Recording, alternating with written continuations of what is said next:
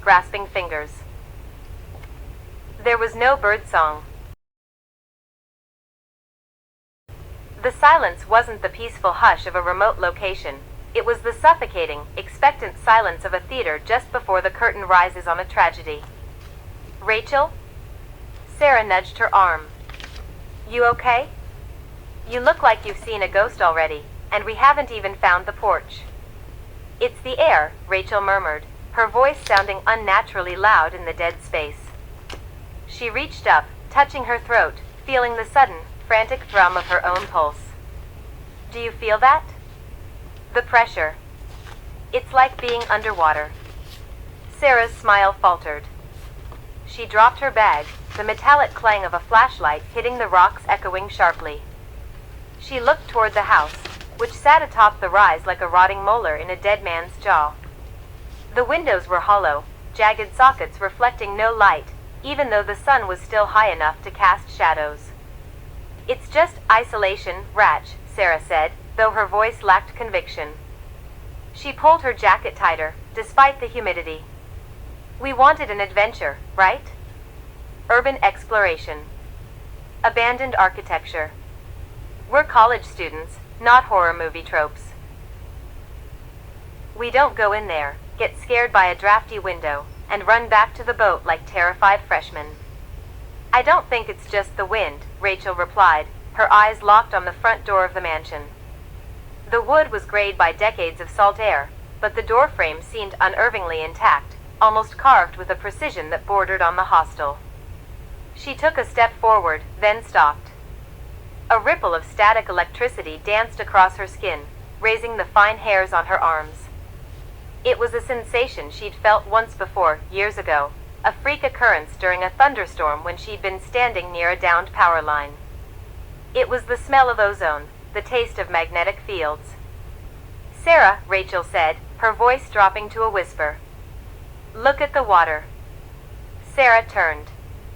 The lake, which had been glassy and mirror-still during their approach, was now puckered with thousands of tiny, concentric rings, as if a sudden, invisible rain were falling only on the surface of the cove. Yet, the air remained dry. Not a single drop touched their skin. "Okay," Sarah said, her voice tight, her hand moving instinctively to the flashlight in her pocket. That's not normal. It's some kind of localized weather phenomenon, right? Maybe a pressure drop?" "It feels like it's looking at us," Rachel said, her heart hammering against her ribs. She took a breath, trying to steady the shaking in her hands. She thought of the stories they'd read in the campus library, the legends of the Eerie House, the whispered tales of families who went in and never came out. She had treated them as campfire fodder, a way to test their bravery, but standing here, the weight of the island's history felt physical, a crushing hand upon her chest. Sarah stepped up beside her, her shoulder brushing Rachel's.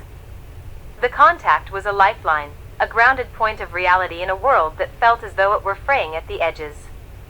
Sarah's grip on her bag strap was white-knuckled. "Whatever this is," Sarah said, her voice finding a tremor of that signature, stubborn defiance, "we are here to document it. We don't leave until we get the footage. We aren't going to let a little spooky atmosphere scare us off."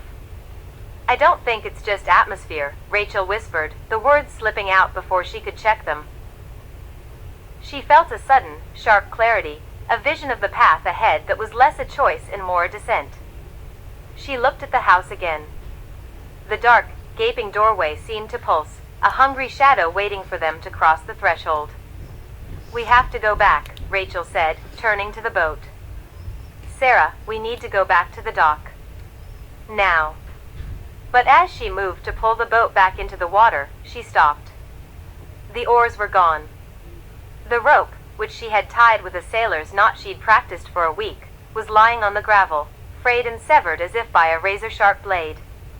Sarah gasped, stepping back. "Rachel, who did that?"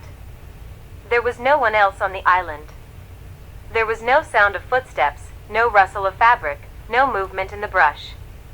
Just the dead, heavy silence and the house on the hill, waiting. Rachel looked at the frayed rope, the fibers curled like burned hair. She felt a strange, cold pull in her chest, an ache that started at the base of her skull and radiated outward. It was as if something inside her was waking up, reacting to the malice radiating from the mansion. "We're not being asked, Sarah," Rachel said, her voice hardening. She turned away from the boat, her eyes fixed on the rotting front porch. "We're being invited." The gravel beneath their boots shifted with a sound like grinding teeth. Rachel stopped, her breath hitching in the damp, stagnant air. The Victorian mansion loomed before them, its silhouette jagged against the bruising purple of the twilight sky like a broken crown. Every window was a jagged aperture, staring back at them with a hollow, sightless intensity. "It's not just the dark, Rachel," Sarah whispered, her voice barely rising above the rhythmic lapping of the lake against the rotting pier. She reached out, her fingers tightening on the fabric of Rachel's jacket. "Do you feel that?" "The air, it feels heavy.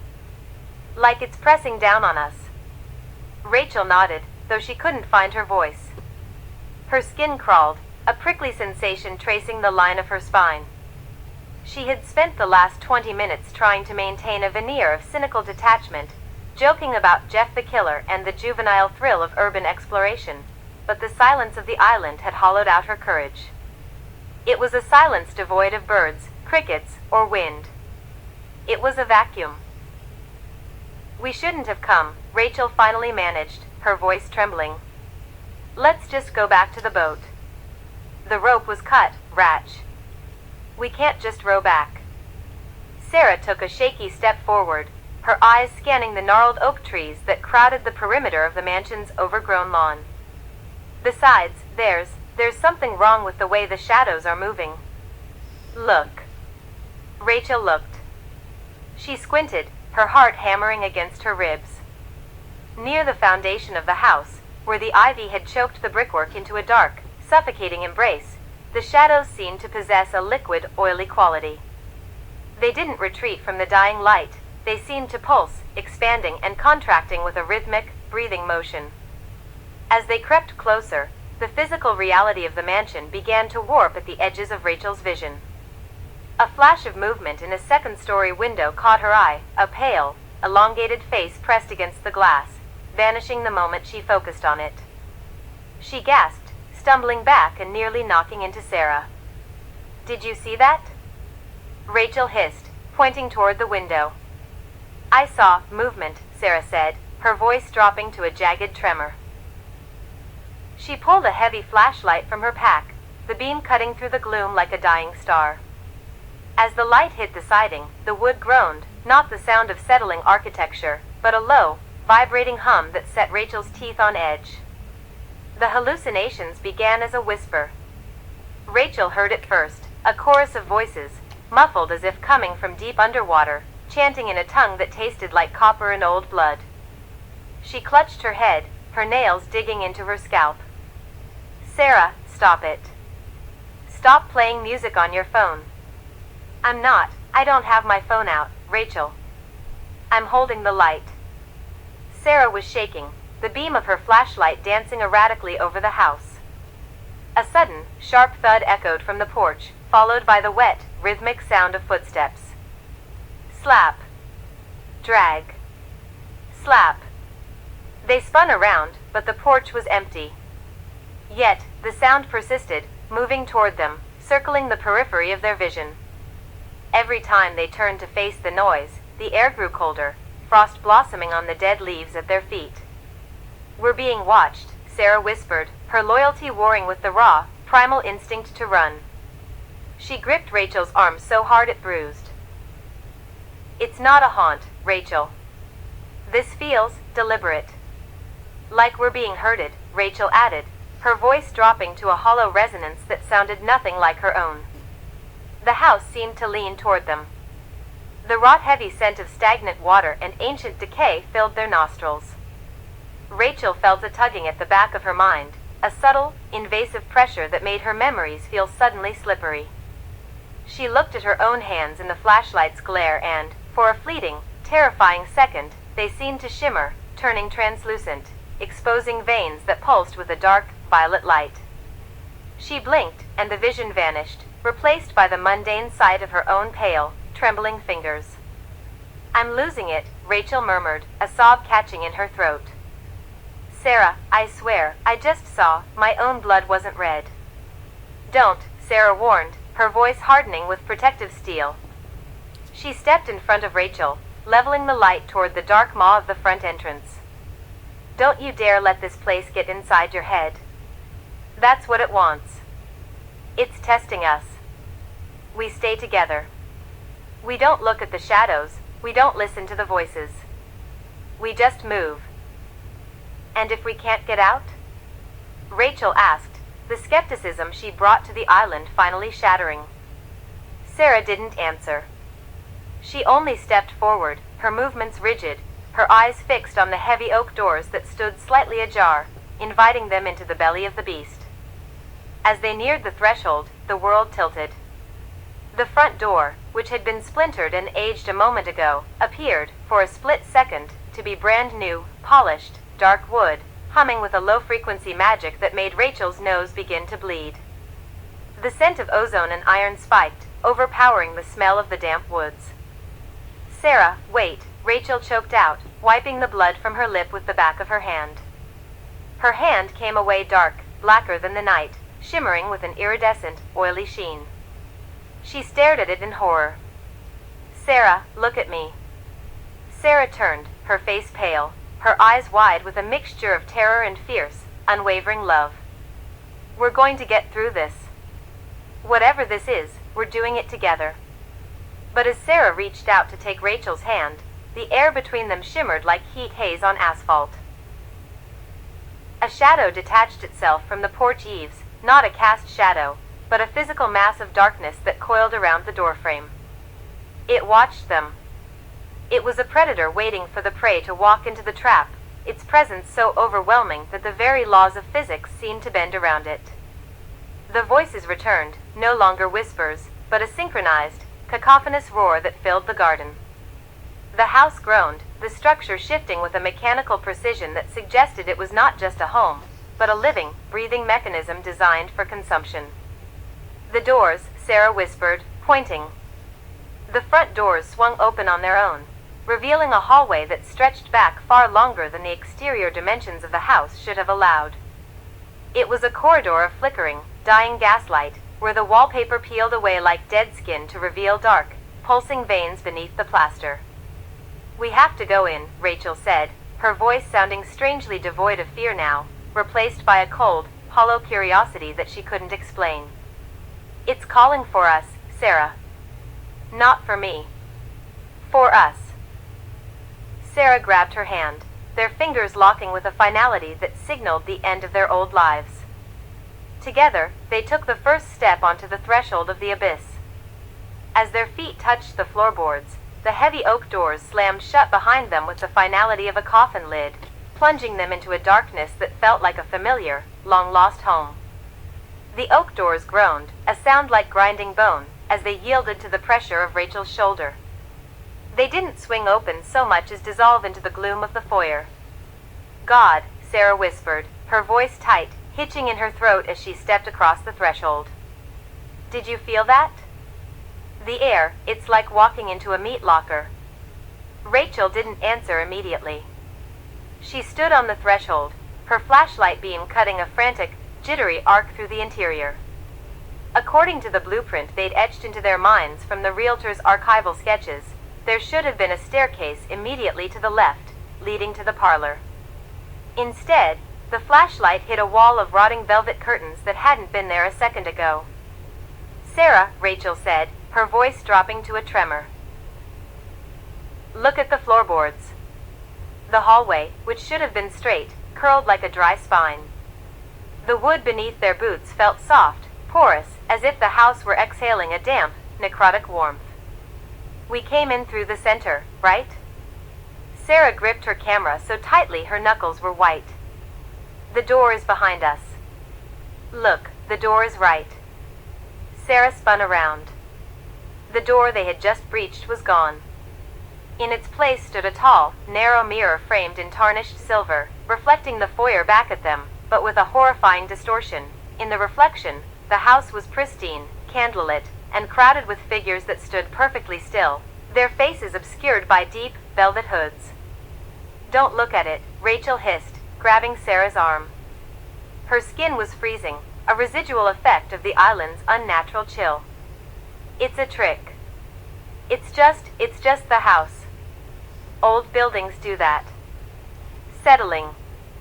Delirium from the mold spores or something."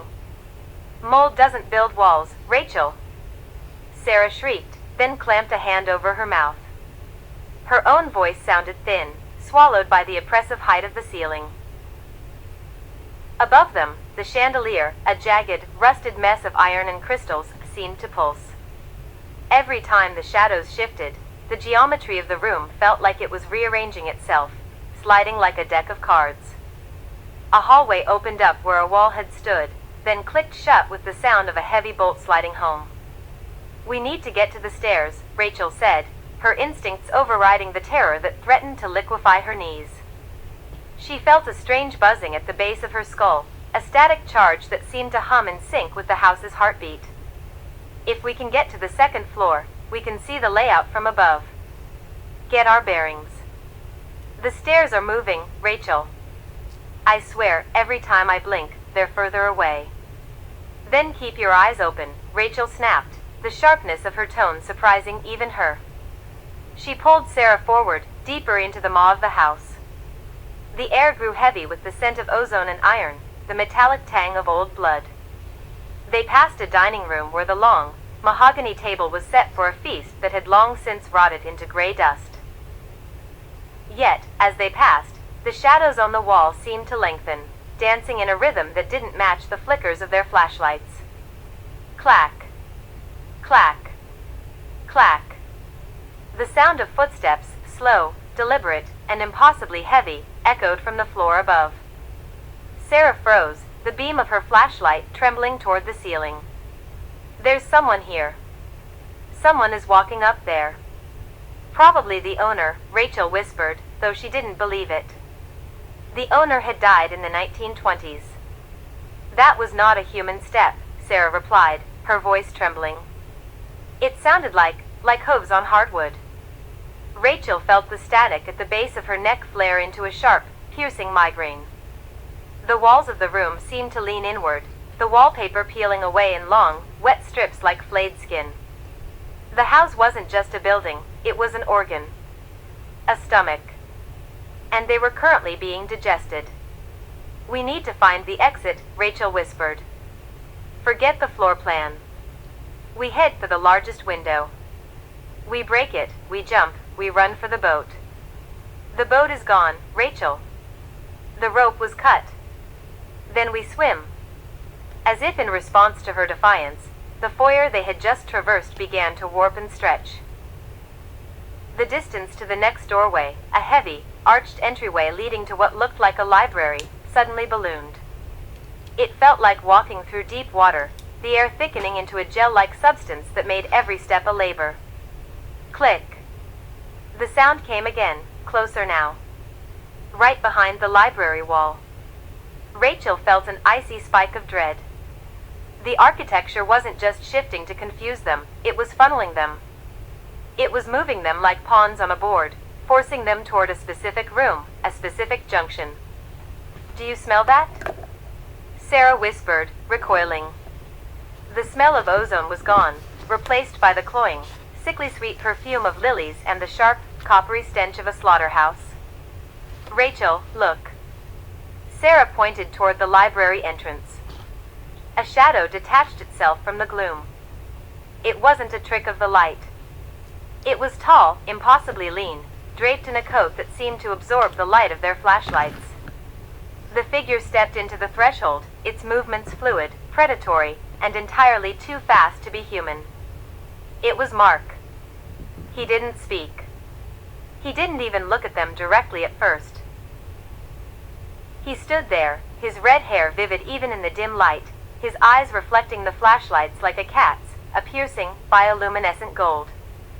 He stood in the center of the shifting architecture as if he owned the very floorboards that were moving beneath their feet.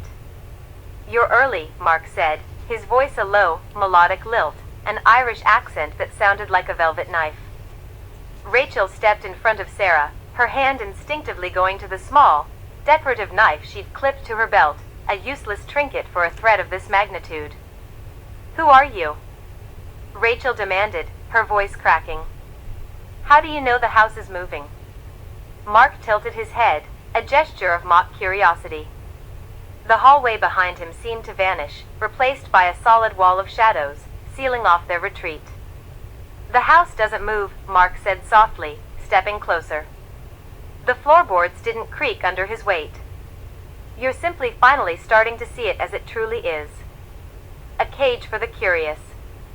And tonight, the cage is very, very hungry." He took another step, and the light from the flashlights seemed to bend around him, leaving him in a shroud of darkness even as he approached. "Rachel, run," Sarah whispered, her hand fumbling for the camera, her only defense. "Run where?" Rachel asked, her gaze locked on the golden, predatory eyes of the stranger. "To the light," Mark replied, his smile widening to reveal teeth that were too white, too sharp, and far too long. "But I'm afraid I've already turned the lights out."